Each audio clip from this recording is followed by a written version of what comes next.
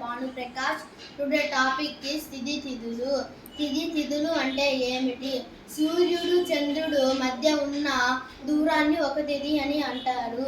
చంద్రుడు సూర్యుడిని దాటి 12 డిగ్రీలు నడిచే ఉన్న ఒక తిథి అగును. శుక్లపక్ష అని దీనిని శుక్లపక్ష పాడ్యమి అని అంటారు.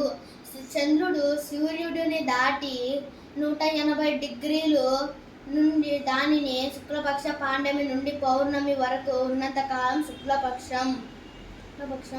180 డిగ్రీల నుండి 360 డిగ్రీల వరకు ఉన్నంతకాలం కృష్ణపక్షం. నెలకి 2 పక్షాలు ఉంటాయి. మొదటిది శుక్లపక్షం, రెండవది కృష్ణపక్షం. శుక్లపక్షానికి 15 తిథులు ఉంటాయి.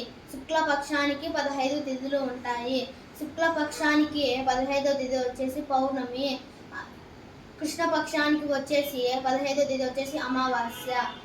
థ్యాంక్ యూ గైస్, ఈ వీడియో చూసినందుకు. Please subscribe.